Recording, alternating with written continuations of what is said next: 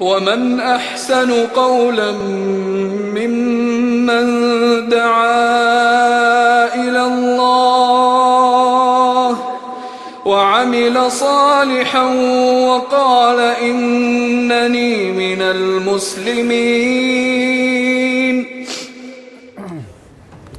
بسم الله الرحمن الرحيم. إن الحمد لله نحمده ونستعينه ونستغفره ونعوذ بالله من شرور أنفسنا ومن سيئات أعمالنا. من يهده الله فلا مضل له ومن يضلل فلا هادي له وأشهد أن لا إله إلا الله وحده لا شريك له وأشهد أن محمدا عبده ورسوله. أما بعد.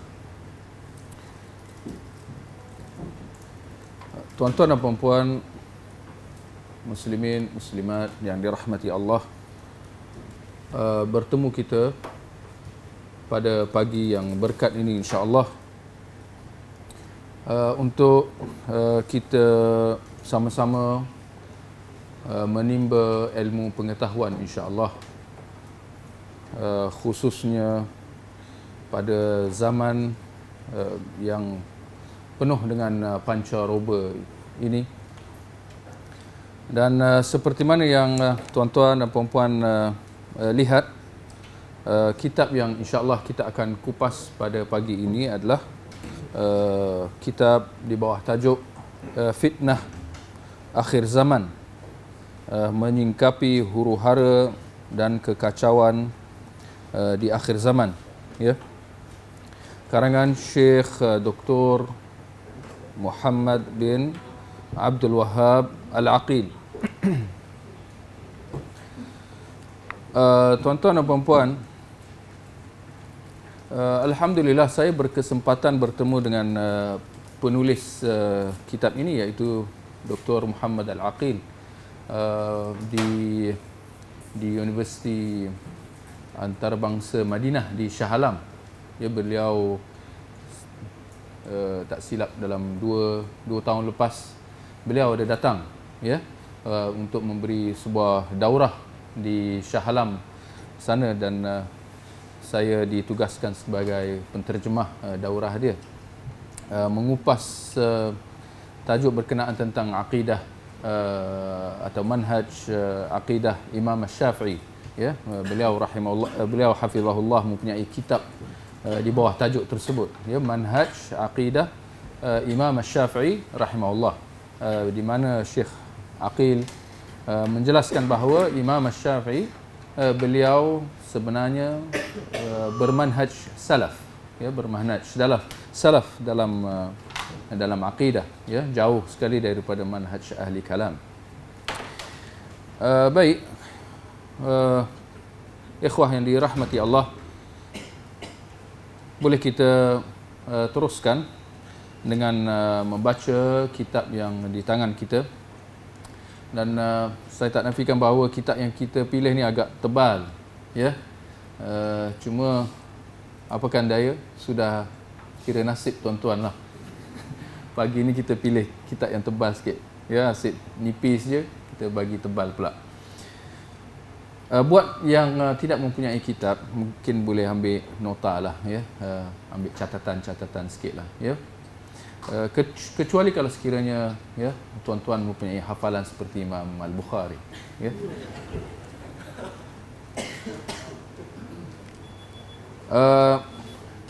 Satu perkara sebelum kita mulakan berkenaan tentang tajuk kitab ini, di mana kita lihat ditulis di situ Fitnah Akhir Zaman.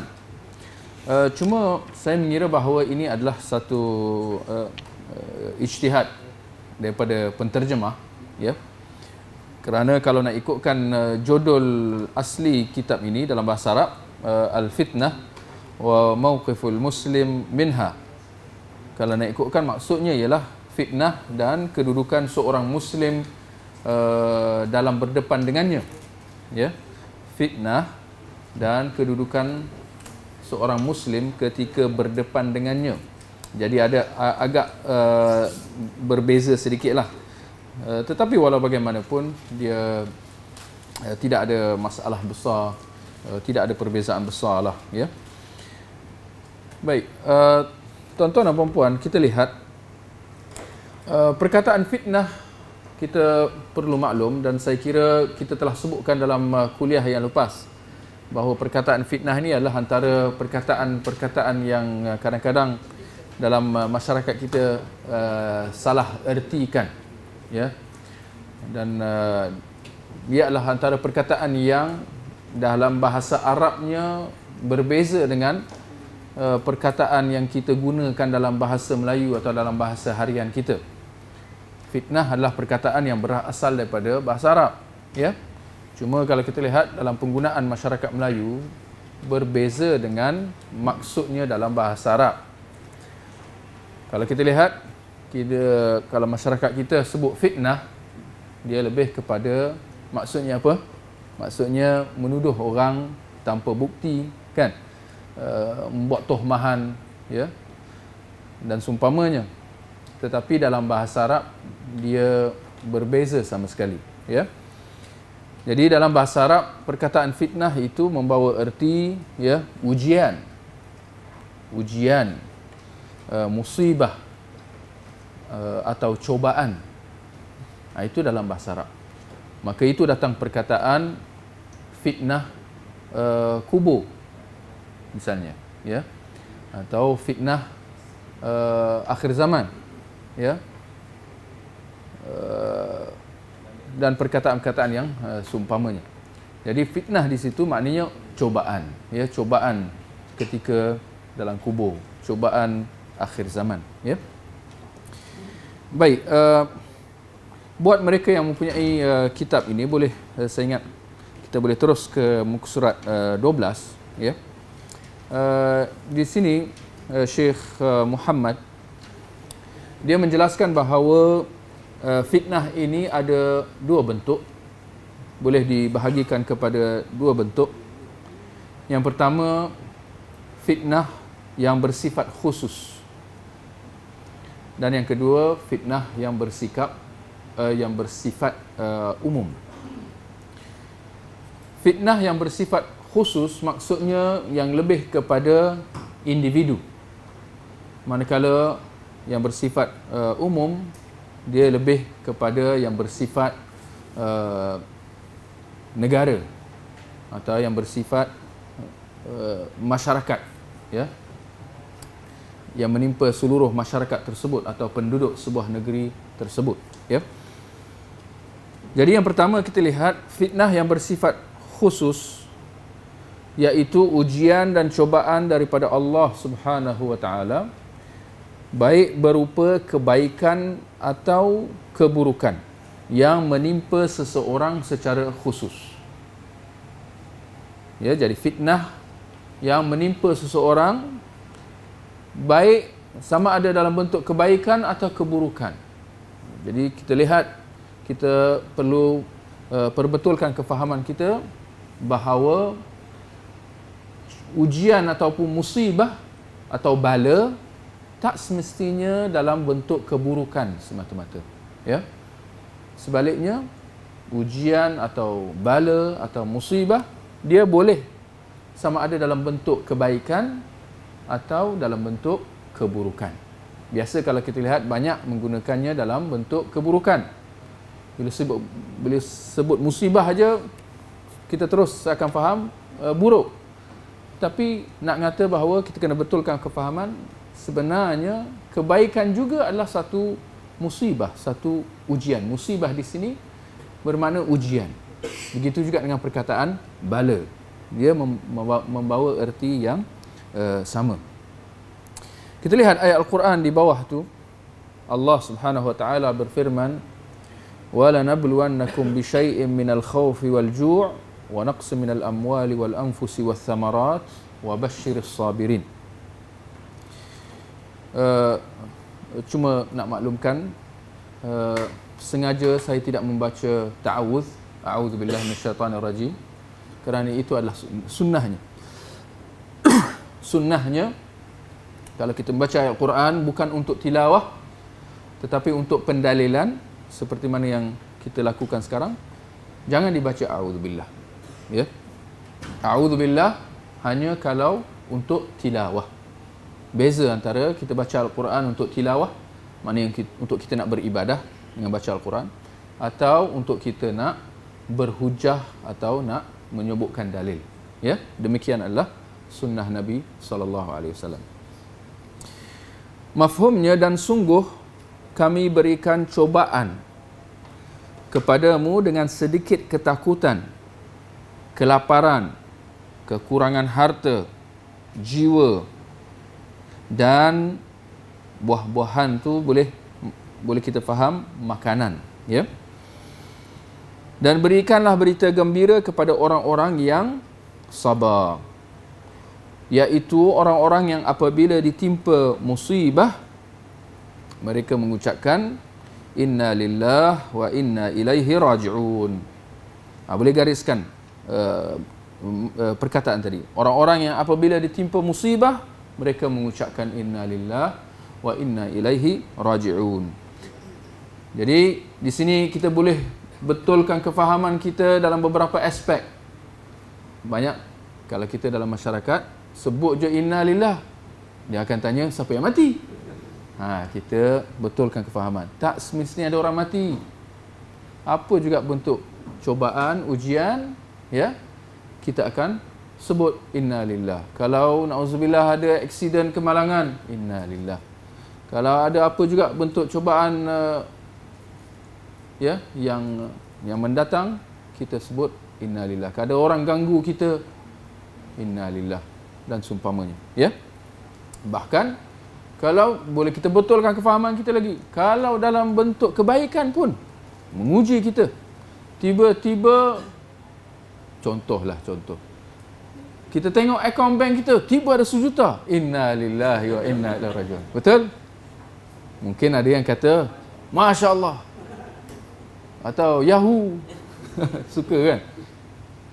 Jawapan atau tindak yang betul, orang yang berakal, seorang Muslim yang berilmu, yang berkefahaman tinggi, dia akan terus faham itu adalah ujian, maka dia akan mengucapkan inna lillah wa inna ilaihi raji'un. Ya, jadi itu adalah ucapan yang kita diajar oleh Allah seperti dalam ayat Al-Quran yang kita baru baca tadi. Apabila ditimpa ujian, sebut inna lillah wa inna ilaihi raji'un. Bukan perkataan-perkataan mengaduh yang lain seperti adoi dan dan sebagainya, bunyi-bunyi yang lain, ya. Ucapkan inna lillah wa inna ilaihi raji'un, baru nak ucap benda lain, adoi, alamak dan sebagainya, itu kemudian, ya. Kita lihat surat 13, ya. Ayat di bawah tu Allah berfirman, kullu nafsin dha'iqatul maut. Setiap yang berjiwa akan merasa mati. Kami akan menguji kamu dengan keburukan dan kebaikan sebagai cobaan, dan hanya kepada kamilah kamu dikembalikan. Kita lihat, gariskan perkataan kami akan uji dengan keburukan dan kebaikan. Ini yang kita sebutkan tadi, bahawa ujian itu boleh jadi dalam bentuk keburukan atau kebaikan, ya. Allah nak uji. Kalau bentuk keburukan, maka tanggungjawab kita adalah bersabar. Kalau bentuk kebaikan, tanggungjawab kita adalah bersyukur, ya, bertahmid, dan menggunakan kebaikan tersebut dalam jalan yang dibenarkan, ya, bukan dalam jalan maksiat dan seumpamanya, ya. Baik, kita lihat di surat 14, ya, bentuk-bentuk ujian ataupun bentuk-bentuk fitnah, ya. Di situ, ya, fitnah yang berupa musibah.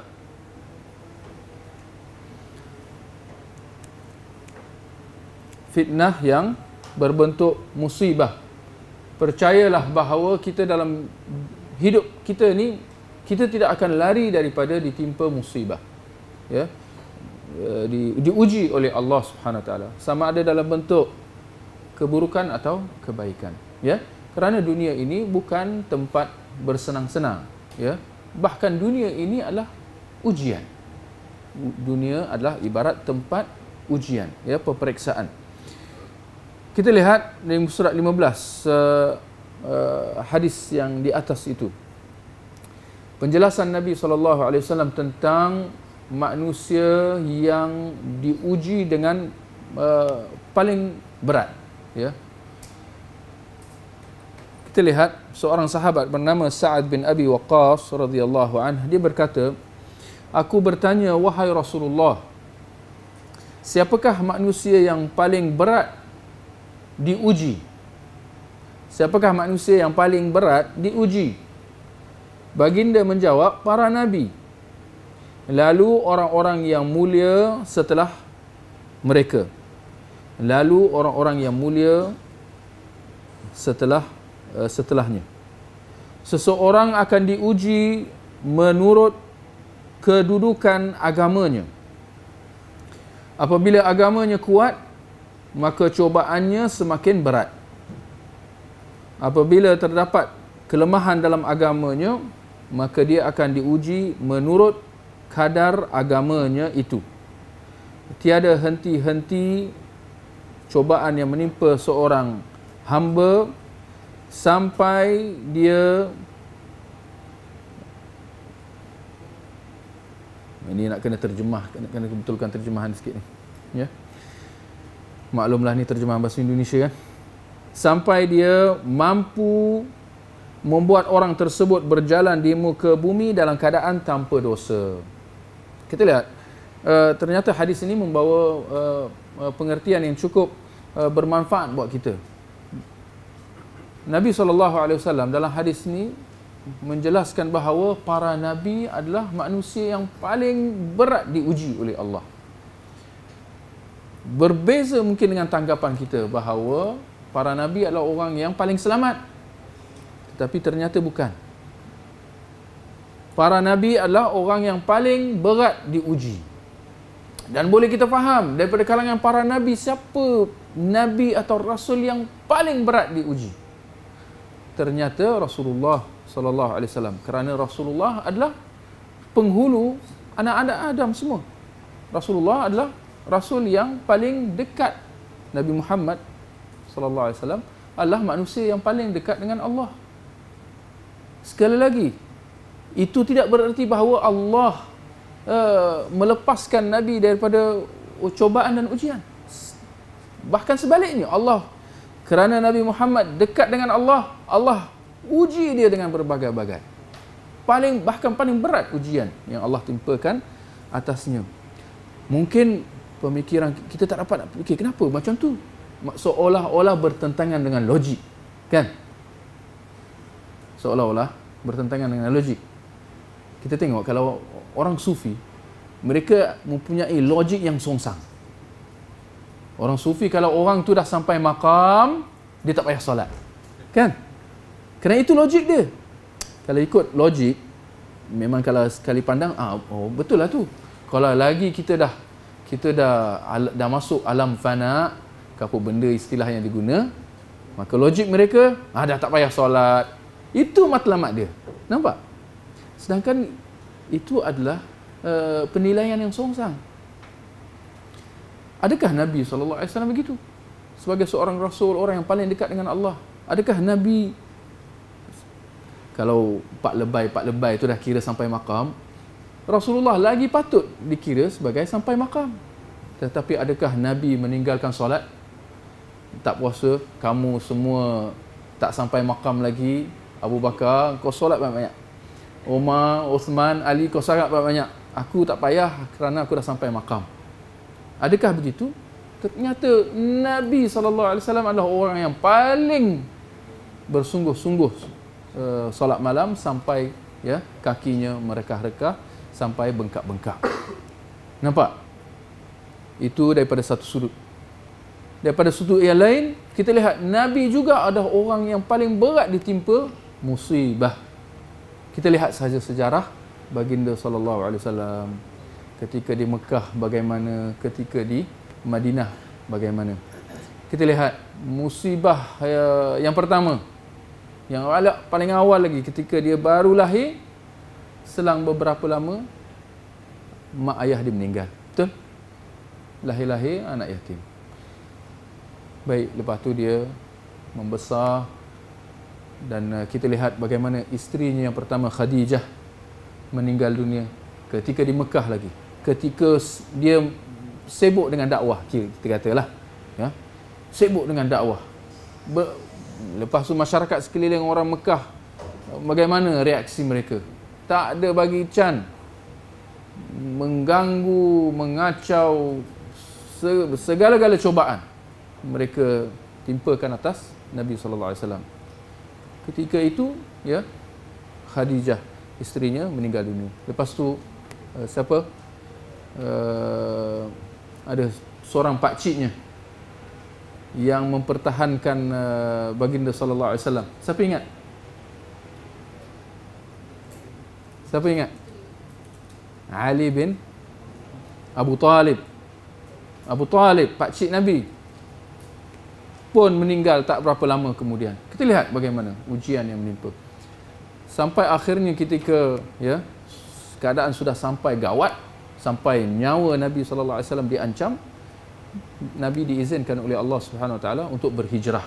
Nampak ujian sampai kena halau. Kan? Dihalau keluar daripada negeri tempat kelahirannya. Itu satu cubaan bukan? Dihalau. Kalau zaman dulu ke zaman sekarang boleh naik kenderaan, ini sampai masuk kena merentas padang pasir dalam keadaan yang sangat, dalam keadaan dikejar pula tu. Betul? Ini semua ujian.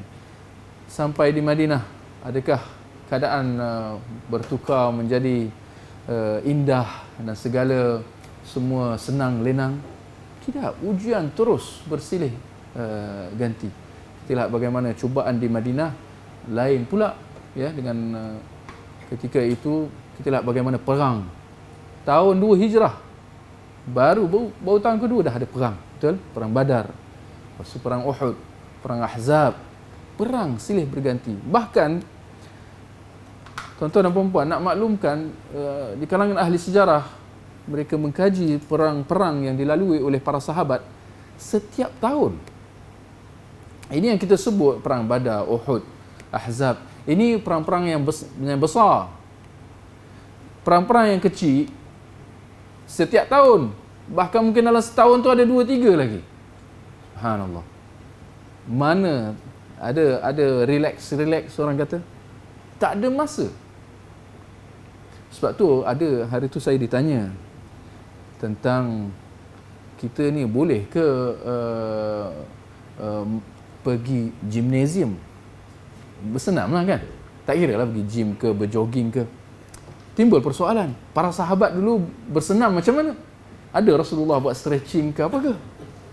Maka saya menjawab, mereka setiap tahun berperang, itulah dia punya senaman. Kemuncak latihan fizikal.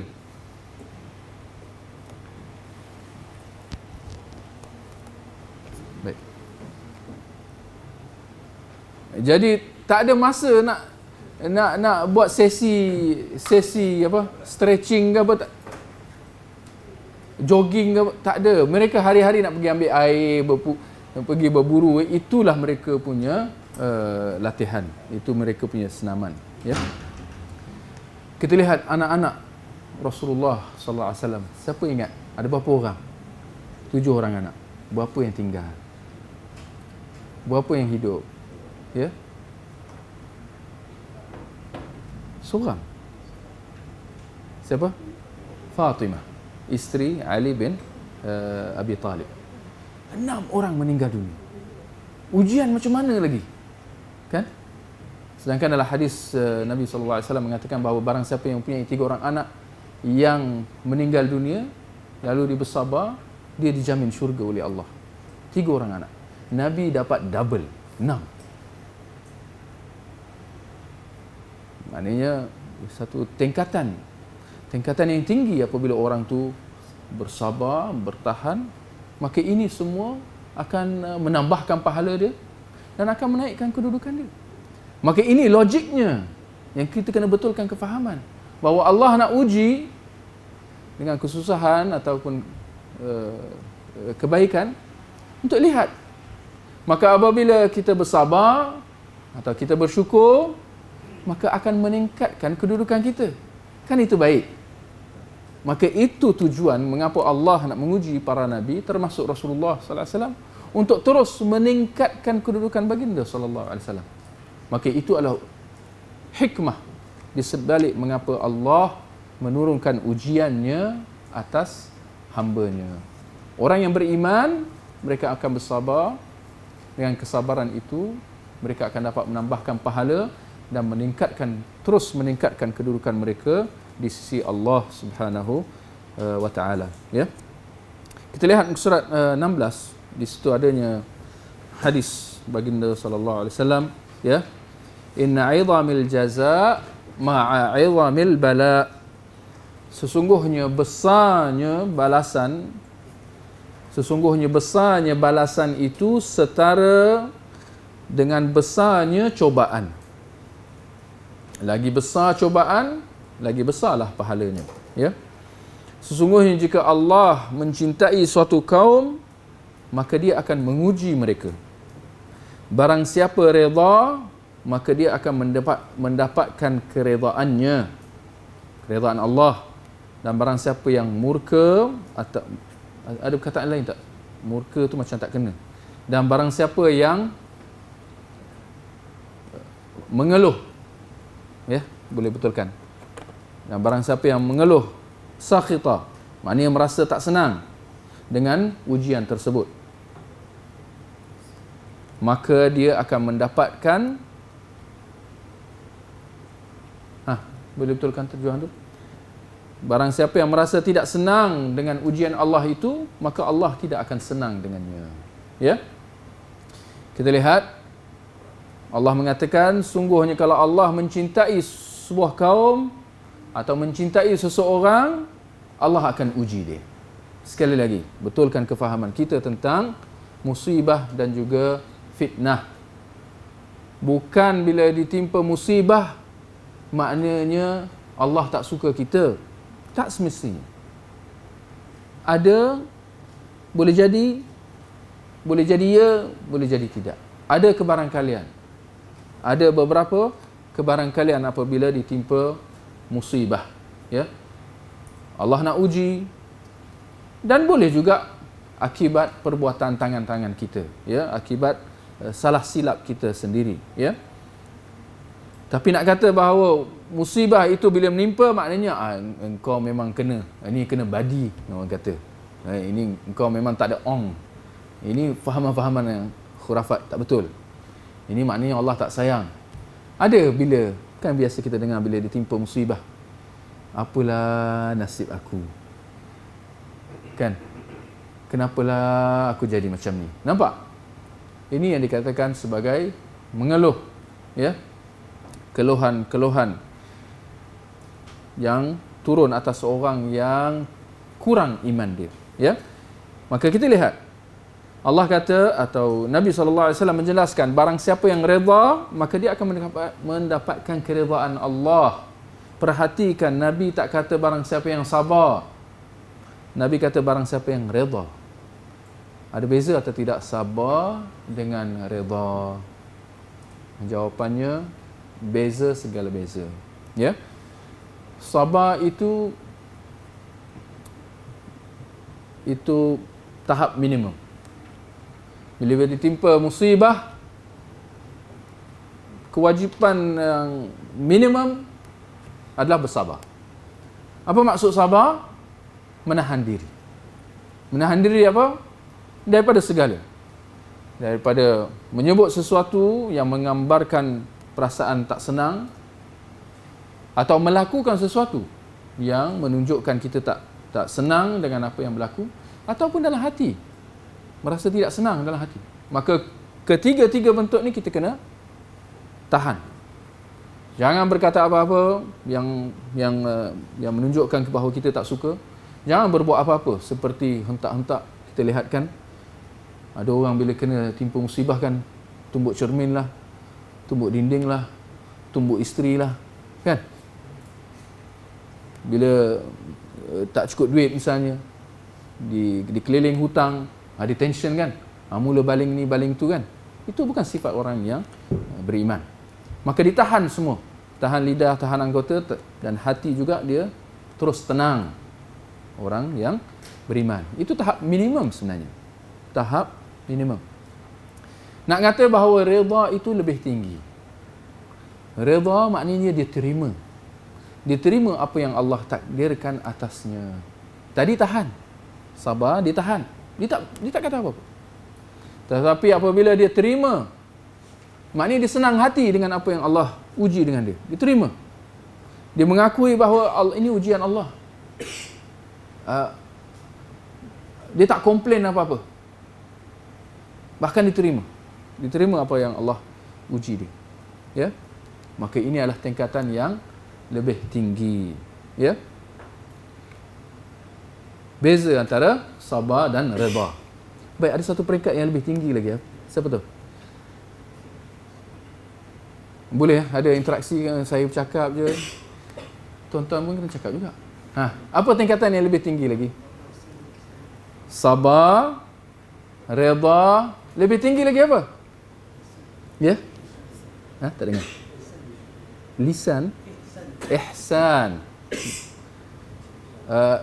Ihsan maksudnya macam mana? Dia dah dekat-dekat lah tu. Ya. Taqwa. Ini semua taqwa. Tawakal. Sangka baik dengan redha tadi dah sangka baik lah. Ada? Ya? Wih, ini tak ada istilah sampai makam, tuan-tuan. Dengan betulkan kefahaman. Ya? Tuan-tuan semua insya-Allah wali-wali Allah. Dan makam tuan dalam kuliah ni. Makam maknanya tempat duduk. Tuan-tuan tak ada di awang-awang di awan-awan ke atas tu, tak ada. Tuan-tuan di bumi dan insya-Allah semua tuan-tuan wali-wali Allah. Ya. Yang cemerlang, yang sebenar. Baik. Saya ingat ni semua boleh diterima. Cuma yang saya nak sebutkan di sini adalah bersyukur. Bersyukur. Tingkatan yang paling tinggi. Sabar, redha, lagi tinggi lagi disyukur. Disyukur Allah menguji dia dengan ujian yang sedemikian. Kerana dia mengetahui bahawa ada orang lain yang Allah uji dengan lebih berat lagi.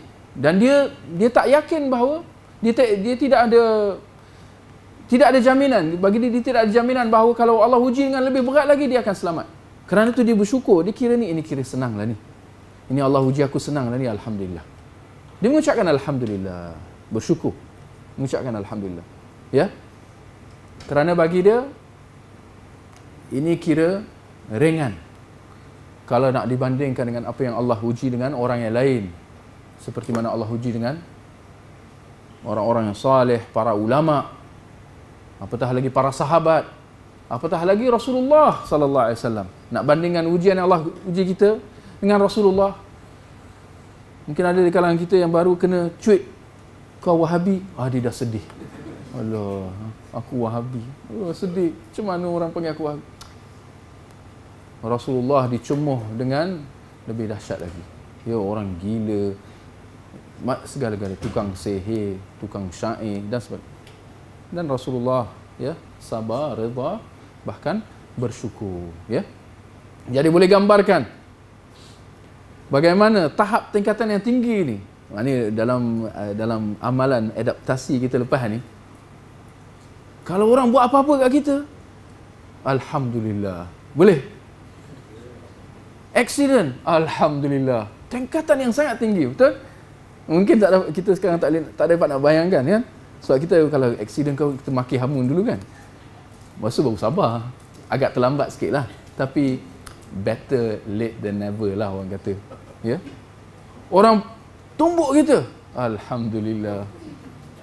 Nampak tingkatan yang ini bukan bunyi macam hayalan. Bunyi macam hayal. Tetapi percayalah dulu golongan salaf mereka macam tu.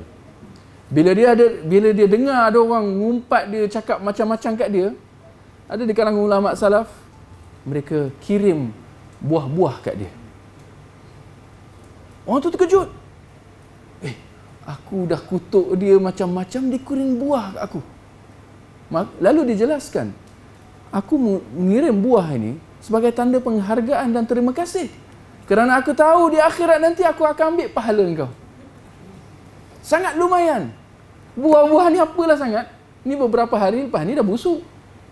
Tapi di akhirat nanti aku akan ambil pahala engkau. Nampak macam mana? Pemahaman yang sangat luar biasa bagi seorang yang berkefahaman dan bagi seorang yang mempunyai tingkatan iman yang tinggi, ya.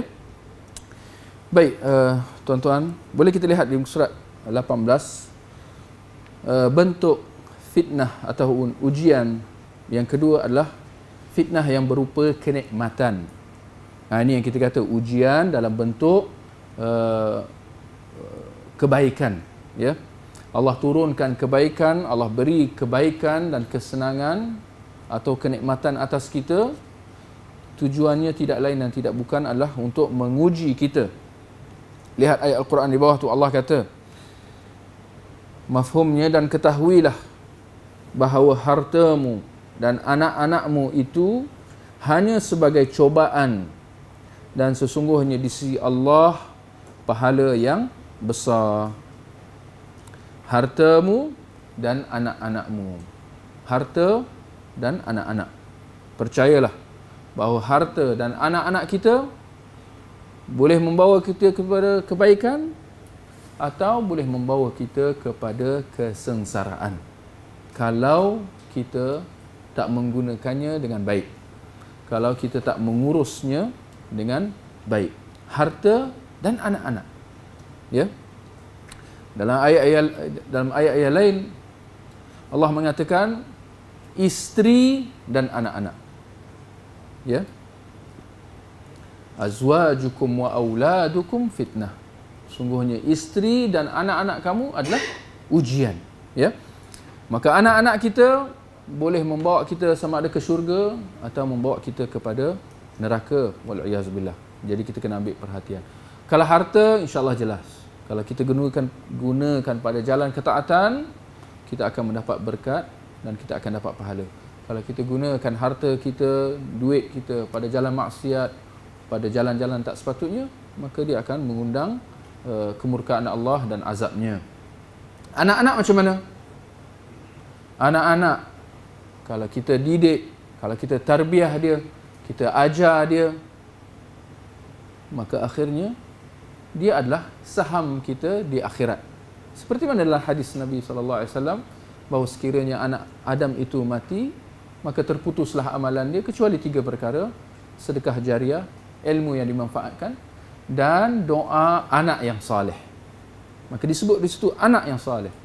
Bila anak itu mendoakan mak bapak dia, beza kalau orang lain doakan untuk kita.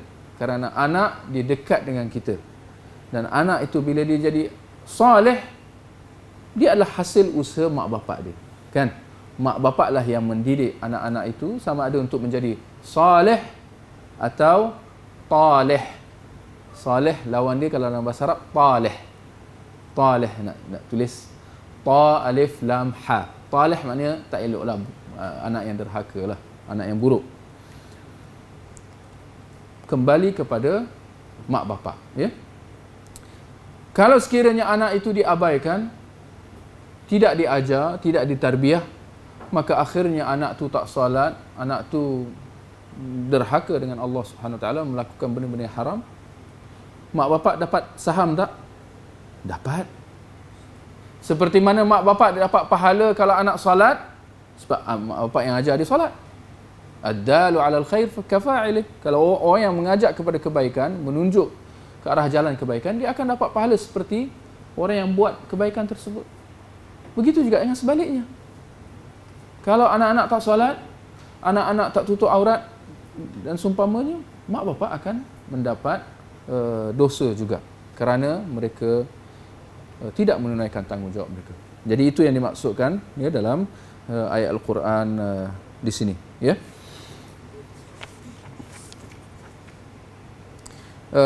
Kita lihat surat 23, ya. Minta maaflah kita, ya, lompat-lompat. Kalau nak mendalam, ya, tuan-tuan dan puan-puan boleh bacalah, ya, di rumah. Kita lihat ujian atau fitnah Yang ketiga adalah fitnah hawa nafsu. Kita maklumlah ya bahawa hawa nafsu ini sifatnya mendorong kepada kejahatan. Ya, inna nafsala ammaratun bisu, kata Allah. Sungguhnya nafsu itu dia mengajak atau menyuruh kepada kejahatan. Kita lihat ayat Al-Quran di bawah tu, Allah mengatakan zuyyina lin-nasi hubbus syahawati minan nisa'i wal banin wal qanatiril muqantarah minadh dhahabi wal fiddah. Dijadikan indah pada pandangan manusia kecintaan kepada apa-apa yang diingini. Apa-apa yang diingini itu maknanya yang didorong oleh syahwat, ya, syahwat, iaitu wanita-wanita, anak-anak, harta yang banyak daripada jenis emas, perak, kuda pilihan, maknanya kuda yang bagus, binatang-binatang ternak dan sawah ladang. Itulah kesenangan hidup di dunia dan di sisi Allah tempat kembali yang baik. Dijadikan indah ya pada pandangan manusia benda-benda ni sebagai satu bentuk ujian, ya. Memang manusia secara fitrahnya terdorong ke arah hal tersebut, ya. Lelaki tertarik dengan perempuan, perempuan tertarik dengan lelaki. Sebab itu adanya perkahwinan ya antara lelaki dan perempuan. Suka kepada harta-harta, ya, emas, perak, kuda, binatang ternak, ini zaman dululah. Kalau pada hari ini daripada kuda bertukar jadi kereta. Nampak sikit-sikit tukar kereta, kan? Orang masing-masing tak puas hati dengan kenderaan yang dia ada. Betul tak? Orang yang nak basikal, dia berangan nak naik motor. Orang naik motor, berangan nak naik kereta. Kereta berapa cc, dia nak kereta lagi besar. Dah ada kereta Ferrari, tak puas hati juga. Dia nak terbang pula. Nampak? Fitrah manusia yang perlu dikawal dan perlu diurus dengan baik. Jika tidak, maka dia akan jadi sengsara. Ya? Jadi ini yang dikatakan fitnah hawa nafsu. Ya? Kita lihat surat 24, hadis di bawah itu. Nabi SAW bersabda,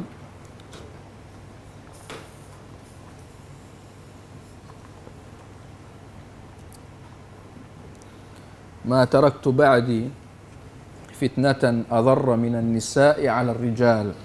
Tidaklah aku meninggalkan setelahku satu fitnah yang lebih berbahaya bagi kaum lelaki selain wanita. Maknanya fitnah bagi kaum lelaki yang paling dahsyat, yang paling berat, yang paling menguji adalah perempuan, wanita. Syahwat ni macam-macam. Syahwat kena betulkan kefahaman juga. Kita lihat dalam ayat Quran sebelum tadi. Syahwat ni tak semestinya hubungan seksual, bukan. Syahwat ni dia termasuk makanan. Makan dengan penuh syahwat. Betul ayat tu. Cuma kadang-kadang kita tak betul, makan dengan penuh lahap. Betul lah syahwat. Nak mengatakan syahwat ni dia merangkumi semua yang didorong oleh hawa nafsu. Didorong hawa nafsu, dia sinonim dengan syahwat. Ya. Makan, tidur dengan penuh syahwat, boleh juga.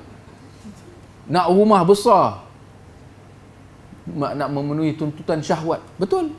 Nampak? Jadi syahwat itu lebih umum lagi berbanding dengan apa kebanyakan masyarakat kita fahamlah, ya.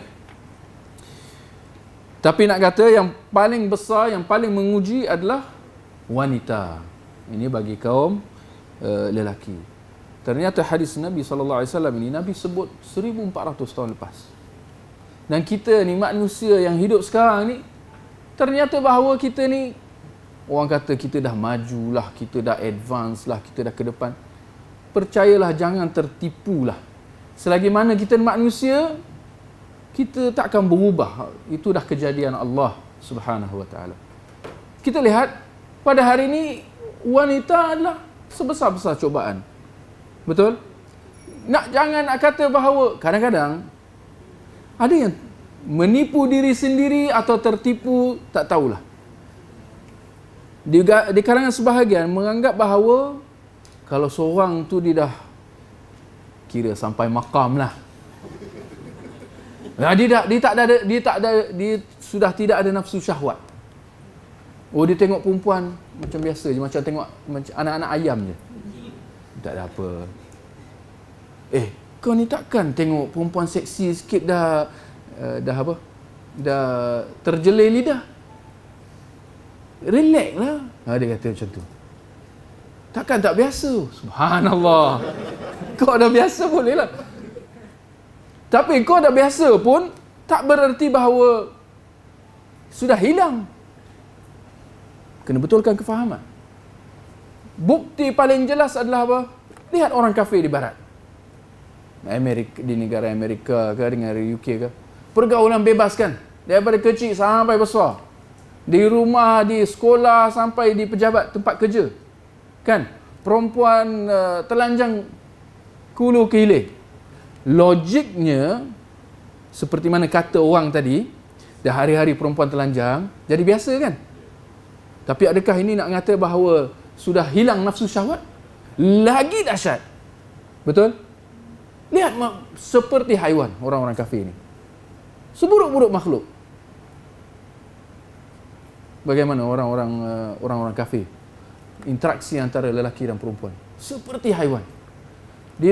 Perempuan itu dah jadi dipanggil apa? Objek seks, apa? Seks objek. Ya? Simbol seks, barakallahu fik. Subhanallah. Seolah-olah dah tak ada benda lain dah kat perempuan tu. Bertentangan dengan kenyataan tadi. Takkan tak biasa. Takkan tak pernah nampak perempuan. Menurut kata orang ni lah. Orang yang cakap macam ni seolah-olah bunyi je maknanya dia tak ada nafsu syahwat. Tetapi dialah orang yang pertama yang bohong atau menipu diri sendiri. Kerana itu adalah fitrah. Laki tertarik dengan perempuan adalah fitrah. Lihat sahaja. Seperti mana zaman dulu sampai ke hari ini. Contoh paling jelas kita tengok orang-orang ahli politik. Apabila mereka nak jatuhkan seseorang, sebab yang paling dia akan gagal lah bila datang perempuan. Kadang-kadang logik kita bila orang tu dah orang besar, patutnya dia dah boleh kawal diri lah. Dah jadi presiden ke, dah jadi raja ke, dah jadi sultan ke, dah jadi orang dah tinggi lah. Orang dah matang lah fikiran. Logik kata dia dah sampai makam. Barakallahu makam lagi. Maknanya kalau dia nampak perempuan, tak ada apa-apa. Astagfirullah. Next. Kan? Tapi tak. Masih itu juga. Tengok saja Presiden Amerika baru-baru ni dijatuhkan, siapa nama kawan tu? Tak sebutlah nama dia. Mencemarkan majlis kita je. Dijatuhkan kerana perempuan juga. Di negara-negara lain ada beberapa juga. Dijatuhkan kerana perempuan. Maka akhirnya perlulah kita ambil maklum tentang hal ini. Di kalangan agamawan sekalipun. Agamawan yang menyimpang ni lah. Dia kena tangkap khalwat. Ibarat pepatah apa? Apa pepatah tu? Harapkan pagar makan orang pagi. Pagar makan padi. Tapi gara-gara dia tidak menjaga batas-batas hubungan. Dia menipu diri dia. Aku dah syekh, tak ada nafsu, boleh salam perempuan. Kita lihat sebahagian menipu diri. Dia dah tua, janggut putih, boleh salam perempuan. Dah tak haram dah. Aku dah sampai makam, kau tak boleh lah. Tak ada nafsu. Bohong. Menipu diri sendiri. Ya? Maka wanita adalah sebesar-besar ujian atas kaum lelaki. Ya? Kita lihat surat 28. Yang keempat adalah fitnah syubhat. Yang sebelum ni boleh kita kategorikan kesemuanya sebagai fitnah syahwat. Maka sekarang di sini penulis Syekh Muhammad dia nak menyebutkan tentang fitnah yang berbentuk syubhat pula. Jadi fitnah boleh dibahagikan dua, fitnah syahwat dan fitnah syubhat. Fitnah syubhat ini adalah fitnah yang berbentuk kefahaman. Kalau dalam yang pertama tadi syahwat, dia lebih kepada memenuhi tuntutan nafsu. Ya. Syubhat ini dia berbentuk kefahaman, ideologi, ya, atau yang berbentuk keagamaan. Apabila orang itu terpesong daripada jalan yang benar, dia terpesong daripada jalan yang lurus gara-gara terkena fitnah syubhat, ya.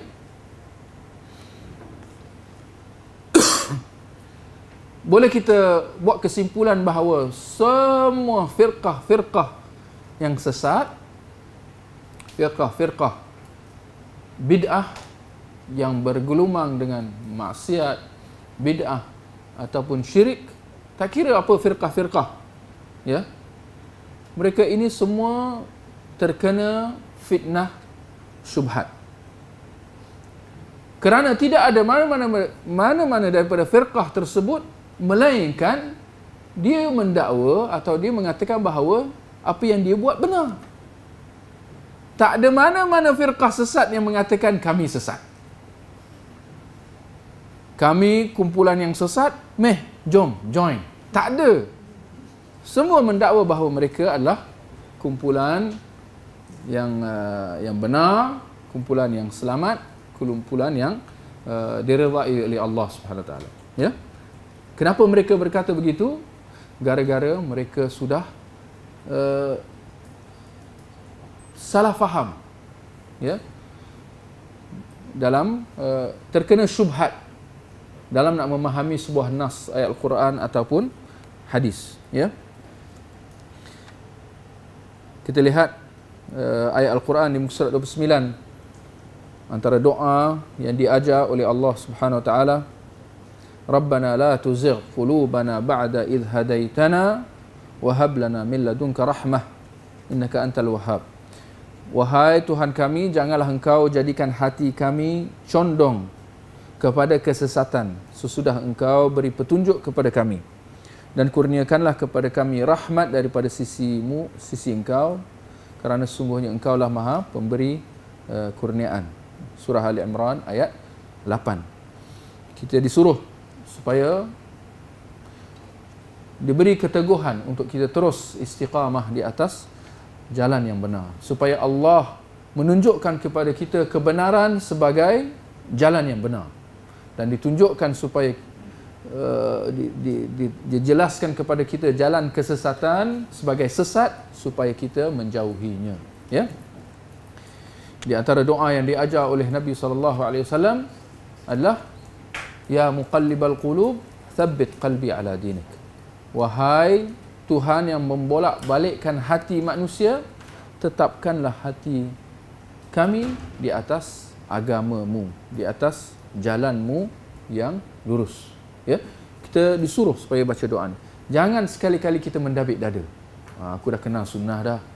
Ya, insya-Allah tuan-tuan semua sudah diperkenalkan dengan sunnah. Betul? Sudah dijelaskan bahawa jalan beragama ini hanya satu jalan sahaja, iaitu memahami Al-Quran dan hadis yang sahih, mengikut kefahaman para sahabat, mengikut amalan generasi salafus salih. Ini adalah satu-satunya jalan yang benar. Selain daripada jalan itu adalah jalan kesesatan yang terkena dengan fitnah syubhat. Tapi itulah, kita diberi kurniaan oleh Allah Subhanahu Wa Taala untuk mengenal jalan yang benar, ya. Maka antara tanggungjawab kita adalah untuk kita terus berpegang teguh dengan jalan yang benar tersebut, ya. Kerana cubaan, ujian dan fitnah akan terus menimpa atas kita. Walaupun kita sudah mendapat jalan yang benar itu, tapi ini tidak bererti bahawa kita sudah selamat. Ya. Kita akan selamat kalau kita dapat terus teguh atas jalan tersebut sampai kita mati. Ya. Tapi untuk kita nak terus selamat itu, ya, kita perlu mengambil dengan sebab musababnya. Antaranya adalah dengan kita terus berdoa, ya. Seperti dalam ayat Al-Quran di depan kita ni, dan seperti dalam hadis yang kita bacakan tadi, yang Nabi sendiri membaca doa tersebut. Kita lagilah kena baca. Ya muqallibal qulub, thabbit qalbi ala dinik, ya. Kita lihat di muka surat 30, Allah Subhanahu wa taala mengatakan, wa man ya'shu an dzikrir rahman nuqayyid lahu syaitanan fahuwa lahu qarin. Barang siapa yang berpaling daripada peringatan daripada yang Maha Pemurah, yakni Al-Quran, kami boleh terus betulkanlah terjemahan tu, ya, siapa yang ada kitab tu. Kami jadikan baginya syaitan yang menyesatkan, maka syaitan itulah yang menjadi teman yang selalu bersamanya. Menjadi qarin, menjadi teman yang selalu bersamanya. Syaitan, Allah timpakan, Allah jadikan syaitan adalah orang yang teman yang selalu bersamanya. Dan sesungguhnya syaitan-syaitan itu benar-benar menghalangi mereka daripada jalan yang benar, dan mereka menyangka bahawa mereka mendapat petunjuk. Gariskan jumlah yang terakhir itu. Dan mereka menyangka bahawa mereka mendapat petunjuk. Mereka berpaling daripada peringatan Allah, mereka berpaling daripada agama, ya, menyebabkan Allah menimpakan atas mereka syaitan yang menjadi teman sekutu mereka. Dan syaitan yang menjadi sekutu mereka itu terus menyesatkan mereka. Tetapi daripada mereka berpaling dan kembali kepada jalan yang benar, mereka terus bergulumang dalam kesesatan itu dan menyangka bahawa mereka berada pada jalan yang benar. Ini adalah kemuncak segala kesesatan. Bila orang itu sesat dan dia beranggapan bahawa dia berada pada jalan yang benar. Ini beza antara orang yang melakukan maksiat dan mengetahui bahawa benda itu maksiat, dan orang yang melakukan hal bid'ah dan menganggap bahawa itu adalah sunnah. Beza. Orang yang buat maksiat dan dia mengakui bahawa benda itu maksiat, paling tidak ada kebarangkalian bahawa dia akan bertaubat dan kembali ke pangkal jalan, sebab dia tahu benda itu salah. Seperti mana keadaan orang yang isap rokok, orang yang berjudi, minum arak, berzina, na'udzubillah, dan seumpamanya. Berbanding dengan orang yang buat bidah, ya, di mana rata-rata mereka mengatakan bahawa ini kan baik, ini kan bagus, ini kan ibadah, ini kan mendekatkan diri kepada Allah. Maka kebarangkalian bahawa mereka akan bertaubat kurang berbanding dengan orang yang buat maksiat, ya. Maka itu adalah besarnya cobaan yang berbentuk syubhat berbanding dengan cobaan yang berbentuk syahwat. Jadi kalau nak buat perbandingan antara cobaan syahwat dengan syubhat, syubhat lebih berat, ya, kerana dia adalah antara maksiat dan bid'ah, ya. Cobaan yang berbentuk syahwat dia lebih kepada maksiat. Cobaan yang berbentuk syubhat dia lebih kepada bid'ah, dan bid'ah dia lebih berat daripada maksiat, ya. Baik, boleh kita terus ke muka surat 36. Jadi demikian tadi adalah berkenaan tentang fitnah yang berbentuk khusus yang menimpa atas seseorang individu itu.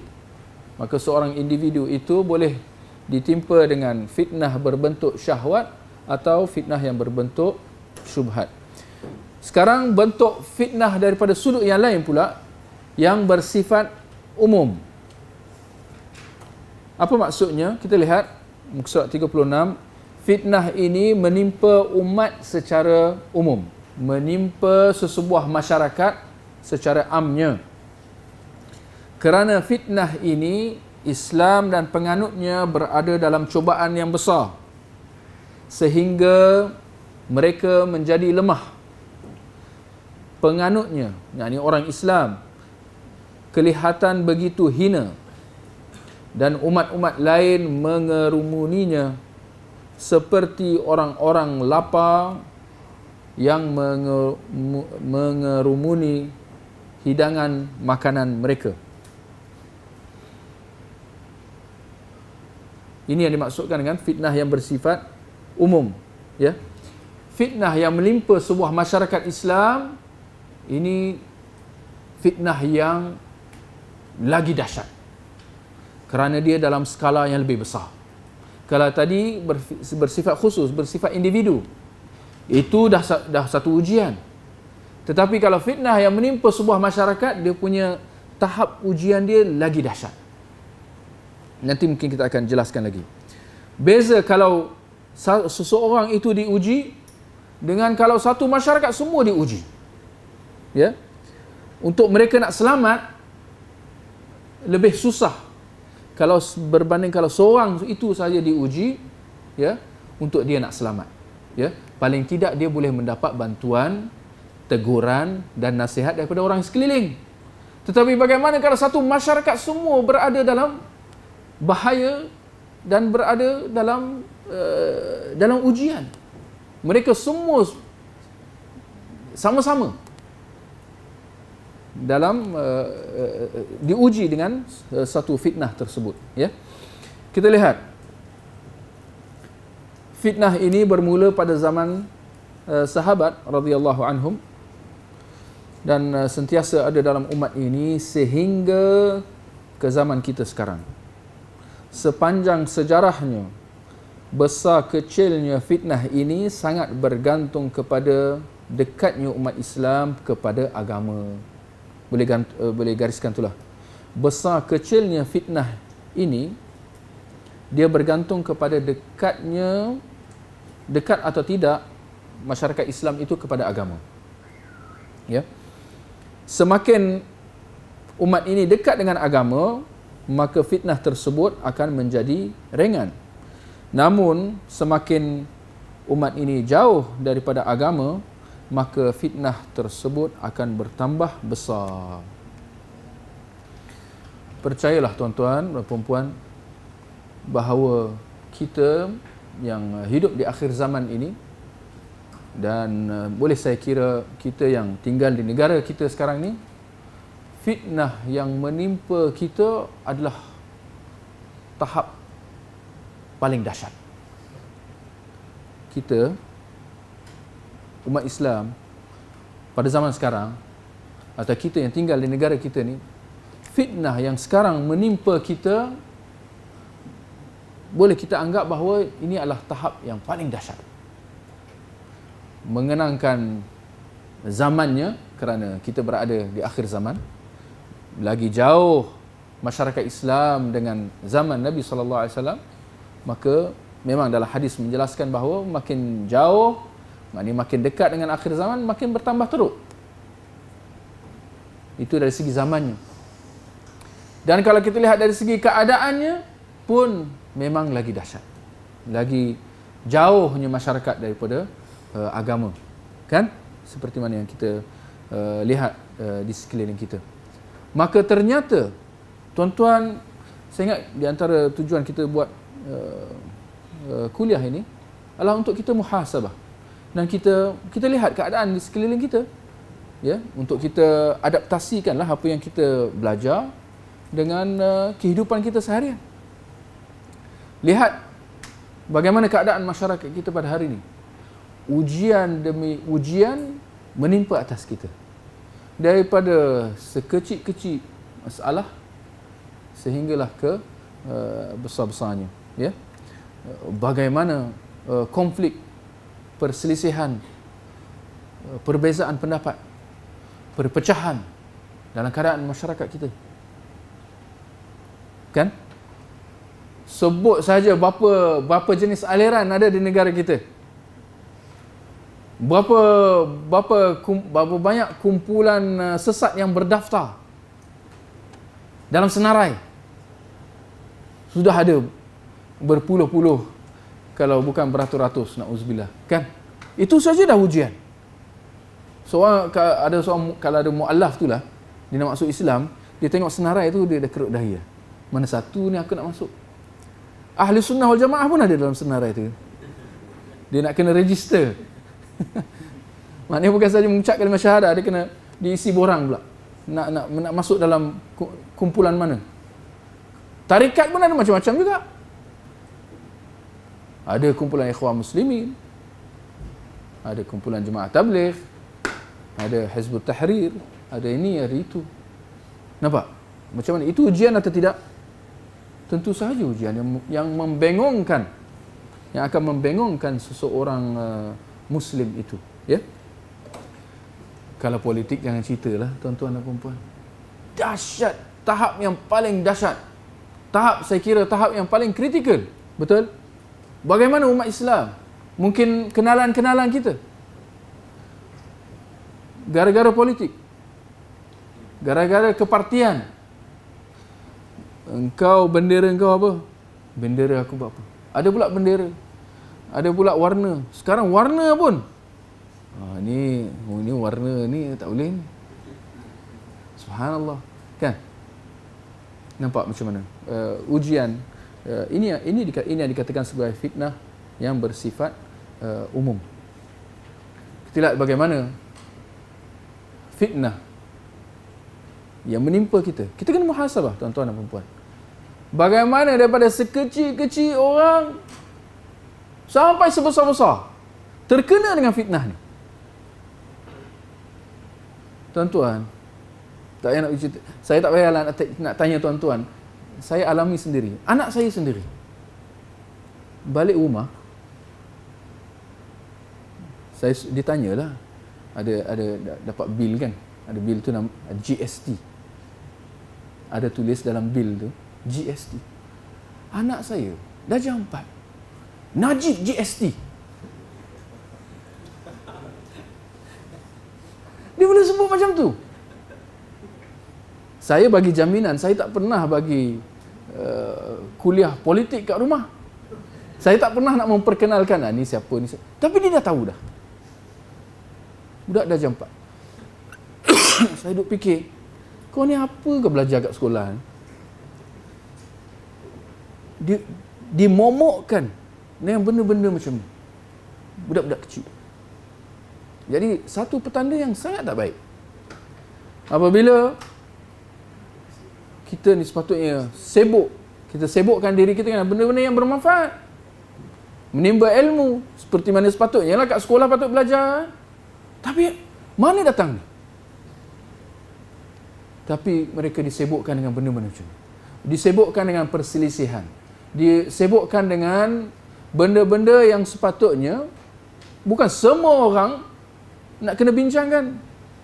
Kita bincang macam mana pun, setuju tak setuju, adakah kita akan membuat perubahan apa-apa?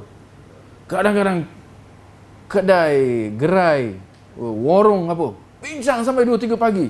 GST boleh ke tak boleh? Macam mereka nak buat satu keputusan. Bagus tak bagus, awak tak boleh buat apa. Betul atau tidak? Di samping masalah-masalah yang lain. Ya?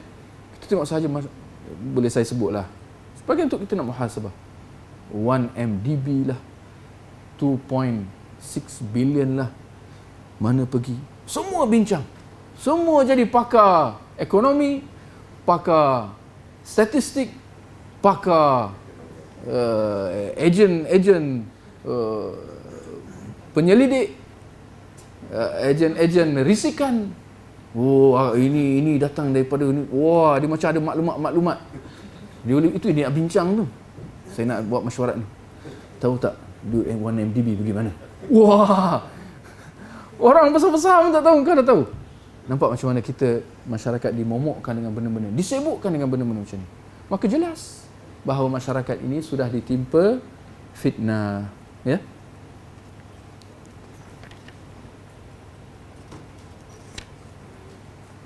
Boleh kita lihat, ya, muka surat 42. Di sini Syekh Muhammad dia memperincikan lagi, ya, tentang sebab-sebab berlakunya fitnah yang bersifat umum ini. Fitnah yang melanda sebuah negara, yang melanda sebuah masyarakat. Ada dua sebab. Yang pertama adalah sebab kauni, sunnatullah, atau nak lebih faham lagi apa yang dimaksudkan dengan sebab-sebab kauniyah atau sunnatullah, satu ketetapan alam, ya, atau lumrah alam. Itu boleh. Itu sebab yang pertama. Sebab berlakunya fitnah umum. Ia adalah satu ketetapan alam atau satu lumrah alam. Maknanya satu yang Allah telah tentukan. Itu maksud dia. Sebab yang kedua adalah sebab-sebab khusus atau sebab-sebab di situ disebut manusiawi atau yang disebabkan oleh manusia, ya. Yang pertama yang ditentukan oleh Allah, ketetapan Allah. Yang kedua adalah yang disebabkan oleh tangan-tangan manusia. Baik, kalau daripada sudut sebab-sebab kauniyah, ketetapan alam, ya, apa yang nak ditekankan di sini adalah perselisihan pendapat, perpecahan serta pergolakan di antara manusia, sama ada antara orang Islam dan orang kafir, atau di kalangan umat Islam itu sendiri. Percayalah, kita kena faham, betulkan kefahaman kita bahawa ini adalah satu ketetapan Allah Subhanahu Wa Taala. Bahawasanya manusia akan berpecah. Manusia akan berbalah. Dan akan sentiasa ada orang Islam dan orang kafir. Sampai bila-bila. Begitu juga perselisihan di kalangan umat Islam. Ia adalah satu ketetapan alam, satu ketetapan Allah Subhanahu Wa Taala, seperti mana dalam hadis yang menjelaskan tentang perpecahan umat. Maka ini kita kena betulkan kefahaman kita. Kerana sering kita dengar orang mengeluh, kenapalah umat Islam berpecah. Kan kita selalu dengar, kan? Kita turut bersimpati dan merasa tidak senang. Tetapi kalau kita tak faham, maka kita akan salah arah lah apabila kita nak mengubah sesuatu yang Allah telah tentukan. Allah dah memang tetapkan bahawa umat manusia akan berbalah, bahawa pertembungan antara hak dan batil akan sampai bila-bila, takkan ada kesudahan. Kenapalah selalu kita ada banyak pendapat dalam satu masalah? Tak boleh ke kita ni bersepakat dalam apa-apa perkara? Ini antara kataan yang selalu kita dengar lah. Kenapa manusia selalu suka berbalah? Kenapa kita selalu nak berselisih? Tak boleh ke kita nak bersepakat dalam sesuatu isu, dalam sesuatu perkara? Jawapan buat pertanyaan persoalan-persoalan ni adalah ini yang kita nak sebutkan di sini. Bahawa ini adalah satu ketetapan alam, bahawa manusia akan terus berselisih sampai bila-bila. Kita lihat ayat Al-Quran di surah 43. Walau syaa rabbuka laja'alan nasa ummatan wahidah. Jikalau Tuhanmu berkehendak, tentu dia akan menjadikan manusia umat yang bersatu. Gariskan tu. Tentu dia akan menjadikan manusia umat yang satu. Tetapi ternyata bahawa itu bukan kehendak Allah. Allah berkehendak supaya manusia terus berselisih. Ya, kita bacakan sebuah hadis sebelum kita berhenti berehat. Kita lihat di muka surat 48. hadis perpecahan umat. Nabi SAW 1400 tahun yang sudah telah pun menyebutkan tentang hakikat ini, bahawasanya umat manusia akan berpecah. Kita lihat terjemahannya muka surat 49, orang-orang Yahudi telah berpecah belah menjadi 71 golongan atau 72 golongan, dan orang-orang Nasrani seperti itu. Sementara umatku akan berpecah belah menjadi 73 golongan, kata Nabi SAW. Gariskan tu, umatku akan berpecah menjadi 73 golongan. Lalu Nabi kata semuanya berada dalam neraka kecuali satu, iaitu al-jamaah. Para sahabat bertanya, ya, siapakah mereka wahai Rasulullah? Iaitu satu kumpulan itu, al-jamaah itu. Baginda menjawab, iaitu apa yang aku dan para sahabatku berada di atasnya. Ya, gariskan tu, ya. Nabi dah mengatakan bahawa umat ni akan berpecah belah sampai 73. Bahkan Nabi dah kata bahawa mereka semua akan masuk neraka. Nabi mengatakan begitu. Nabi menghukumnya begitu. Tentu sahaja ini berdasarkan wahyu daripada Allah Subhanahu Wa Taala. Lalu Nabi mengatakan hanya satu sahaja yang selamat. Sama ada kita suka atau tidak, sama ada kita rela atau tidak, itu adalah ketetapan Allah Subhanahu Wa Taala, bahawa daripada kalangan umat Islam ini akan berpecah belah. Nabi kata 73. Semuanya masuk neraka kecuali satu, iaitu al-jamaah, iaitu mereka yang berada pada landasan Nabi SAW dan para sahabatnya. Baik, kita boleh berhenti berehat sebelum kita sambung semula nanti. Wallahu a'lam.